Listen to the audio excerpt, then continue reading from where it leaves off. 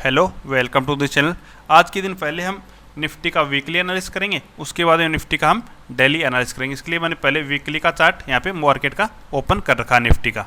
तो निफ्टी का अगर वीकली चार्ट के अंदर अगर हम देखेंगे तो यहाँ पे एक हैमर कैंडल बना रहा है, तो ये एक नेगेटिव साइन है, मार्केट यहाँ से नेगेटिव आ सकता है। दूसरा अगर हम गोल्ड का चार्ट भी देखेंगे तो वो भी लाइफ टाइम हाई के पास है। तो यहाँ से अगर गोल्ड अप साइड में जा रहा है तो निफ्टी, बैंक निफ्टी, सेंसेक्स ये नीचे की साइड में आ सकते हैं, क्योंकि गोल्ड हमारे लिए एक सेफ होता है। और जब सेफ साइड में ज़्यादा इन्वेस्टमेंट हो रहा है तो कैश मार्केट के स्टॉक भी हो, चाहे इंडेक्स हो, कोई भी हो, नीचे की साइड में आ सकते हैं। तो इस हिसाब से हमें एक नेगेटिव प्राइस एक्शन के हिसाब से भी दिखा रहा है मार्केट, और वैसे भी दिखा रहा है मार्केट की नेगेटिव हो सकता है। तो हमें एक यहाँ से एक पुट की पोजीशन के लिए ही ट्राई करना चाहिए कि अगले 5 से 10 दिन के लिए हमें एक नेगेटिव मार्केट के अंदर रह सकते हैं।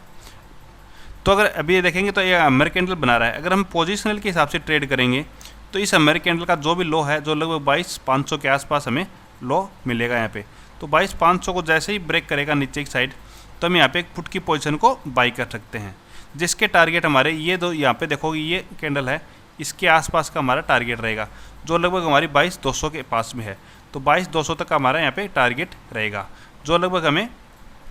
300 पॉइंट का टारगेट यहाँ पे मिल सकता है अगले वीक के अंदर ही। तो ये तो हमारी पोजीशनल के हिसाब से रहेगी। अगर अब हमारे यहाँ पे अगर पुट बाई करते हैं, अगर हम ऑप्शन सेलर हैं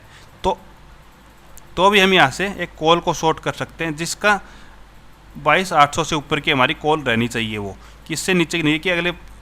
रेंज में भी रह जाए बाई चांस, तो भी हमें कॉल के अंदर डिक्के के कारण लॉस ना हो और एक अच्छा प्रॉफिट मिल जाए। क्योंकि हो सकता है कि मार्केट रेंज के अंदर रह गया तो पुट के अंदर तो हमें लॉस होगा, क्योंकि वो अगर हम इन द मनी भी बाई करेंगे फिर भी उसके अंदर डिक्के के कारण हमें लॉस होगा। लेकिन अगर हम ऑप्शन सेलर हैं तो हमें डिक्के का बेनिफिट मिल जाएगा और हमें एक प्रॉफिट अच्छा मिल सकता है इस हिसाब से। या फिर हम ये भी प्लान कर सकते हैं मार्केट जैसे यहाँ पे हमने नीचे की साइड ब्रेक किया, हमने कॉल की पोजीशन को यहाँ से शॉर्ट कर दिया, फिर 1-2 दिन नेगेटिव रहा, उसके बाद में वापस रिवर्स करने लग गया, तो हम जैसे ही इस कैंडल के हाई लो को है, इसको वापस यहाँ पे एक दिन की कैंडल या फिर 1 आवर की एक कैंडल यहाँ पे क्लोज दे देगा अप साइड में, तो फिर हम यहाँ पे कॉल की पोजीशन के साथ साथ में पुट की पोजीशन को भी ऐड कर सकते हैं और हम एक स्ट्रेंगल की पोजीशन यहाँ पे बना सकते हैं, और उस पोजीशन के हिसाब से हम आगे भी ट्रेड का प्लान कर सकते हैं। तो ये तो हमारा रहेगा वीकली के हिसाब से एनालिसिस। अब हम देखते हैं डेली के हिसाब से हम निफ्टी में हम कैसे ट्रेड कर सकते हैं नेक्स्ट वीक के अंदर। तो डेली के अंदर भी अगर हम देखेंगे 5 मिनट के चार्ट के अंदर भी मार्केट नेगेटिव हो रहा है। यहाँ तक देखो मार्केट यहाँ पे एक रेंज बनाई और फिर अप साइड में ब्रेकआउट किया, फिर वापस नीचे आया, फिर यहाँ पे पुल बैक दिया, फिर वापस नीचे आ गया। मतलब पहले मार्केट का डायरेक्शन ये थी, अप साइड में जा रहा था ऐसे। अभी मार्केट की डायरेक्शन यहाँ से अगर हम देखेंगे तो एक नीचे की साइड की डायरेक्शन मार्केट ऐसे लोअर लो बनाने स्टार्ट कर दिया है। तो इसी हिसाब से हमें मार्केट नेगेटिव है तो नेगेटिव के हिसाब से भी हमें चलना है। तो अभी अगर सबसे पहले अगर सेटअप की बात करें तो सबसे फेवरेट सेटअप हमारा यही है कि लास्ट टाइम पे जहाँ से सेलिंग आई है, अगर वहाँ पे गैप ओपन हो जाता है बाई चांस यहाँ पे 22,700 के पास, अगर 22,700 के पास हमें गैप मिलता है निफ्टी मंडे के दिन, तो हम 22,730 का एक ऐसा लगा के पुट की पोजीशन को यहाँ पे हम बाई कर सकते हैं, जिसके टारगेट हमारे आज के क्लोजिंग तक के रहेंगे, जो लगभग हमारे 200 पॉइंट के यहाँ पे हमारे टारगेट रहेंगे, जिसका एसएल सिर्फ 30 पॉइंट का हमारा यहाँ पे एसएल रहेगा। इससे बड़े एसएल की हमें जरूरत नहीं। अगर ये यहाँ से निकलता है और 30 पॉइंट का हमारा एसएल हिट होता है तो उसके बाद में हमें ट्रेड का कोई भी प्लान यहाँ पे नहीं करना है। ये नहीं है कि यहाँ से निकलता तो हम कॉल की पोजीशन को बाई करेंगे, कॉल की पोजीशन को हम बिल्कुल भी बाई नहीं करेंगे। हाँ, ये हो सकता है कि इससे ऊपर निकल गया फिर वापस आता है तो हम यहाँ पे एक री एंट्री रख सकते हैं, लेकिन हम कॉल की पोजीशन को बिल्कुल भी बाई यहाँ पे नहीं करेंगे। दूसरा, मार्केट यहाँ पे अगर फ्लैट ओपन होता है तो भी अगर कोई नेगेटिव प्राइस एक्शन बनाता है, इस एरिया में कोई भी नेगेटिव प्राइस एक्शन बनाएगा कि यहाँ पे एन पैटर्न बनाया, तो भी हम पुट की पोजीशन को बाई करेंगे। या फिर फ्लैट ओपन होने के बाद में जो डे लो है इसको ब्रेक करेगा तो भी हम आज की क्लोजिंग का एसएल लगा के, जो लगभग 30 पॉइंट का यहाँ पे एसएल रहेगा, या फिर 540 22,540 का एक एसएल लगा के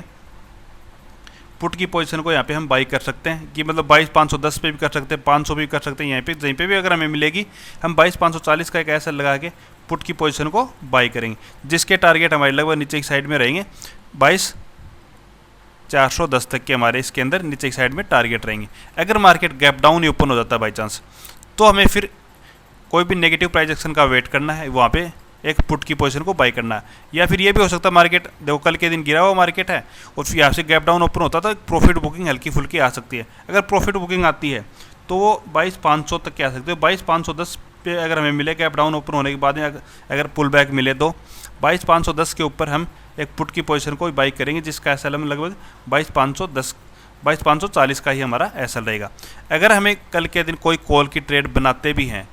तो भी हमें 10% क्वांटिटी से ज़्यादा उसके अंदर बिल्कुल भी नहीं लगाना है कि मार्केट चलो अप साइड में चलना स्टार्ट हो गया, आपने सोच लिया कि चलो पॉजिटिव प्राइस एक्शन बना रहा है तो मैं तो एक कॉल की पोजीशन को ही बाई करूंगा, तो भी आपको सिर्फ 10% क्वांटिटी के साथ ट्रेड करना है। अगर पुट की साइड में अगर हमें ट्रेड मिलती है तो हमें 100% क्वांटिटी के साथ में ट्रेड करना है, लेकिन ये भी नहीं करना कि हम पुट की साइड में ट्रेड कर रहे हैं और हम एसएल के ऊपर भी एग्जिट नहीं हो रहे हैं। हमें एसएल के ऊपर एग्जिट भी बिल्कुल होना है कि जो भी हमारा 30 से 40 पॉइंट का जो भी हमारा एसएल रहेगा उसके ऊपर हमें एग्जिट होना है कि मार्केट हो सकता है रिवर्स हो जाए और पूरा अप साइड में निकल जाए। तो हमें ऐसा बिल्कुल भी नहीं करना है कि